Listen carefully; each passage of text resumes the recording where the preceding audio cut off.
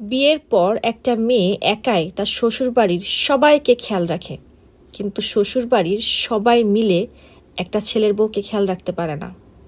অসুস্থ হলে বা প্রেগনেন্ট হলে বাপের বাড়িতে পাঠিয়ে দেয়।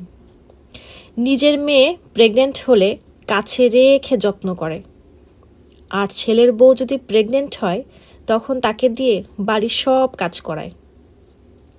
নিজের মেয়ের প্রেগনেন্ট অবস্থায় যত সমস্যা হয় সেই সমস্যাগুলো নিয়ে তারা অনেক টেনশন করে, আর ছেলের বউ যখন প্রেগনেন্ট অবস্থায় সমস্যার সম্মুখীন হয় তখন সেটা অভিনয় মনে করে। নিজের প্রেগনেন্ট মেয়েকে পুষ্টিকর ভালো ভালো খাবার খাওয়াবে, কিন্তু নিজের ছেলের বউর বেলায় বাসায় কোনো খাবারই থাকবে না। নিজের মেয়ে ঘুম থেকে দেরি করে উঠলে বলবে, আমার মেয়েটা ক্লান্ত, আর একটু ঘুমাক।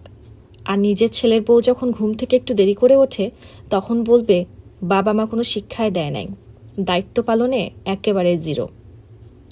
আবার বয়সকালে সেই পুত্রবধূর কাছ থেকেই সেবা যত্ন আশা করেন। নিজের ছেলের বউকে ভালোবেসে দেখুন, কোনো কিছু আশা করতে হবে না, সে নিজের থেকেই আপনাদের সবাইকে ভালোবাসবে, সবাইকে খেয়াল রাখবে। বিয়ের সময় সব শ্বশুর শাশুড়ি বলে, তুমি আমার মেয়ের মতন।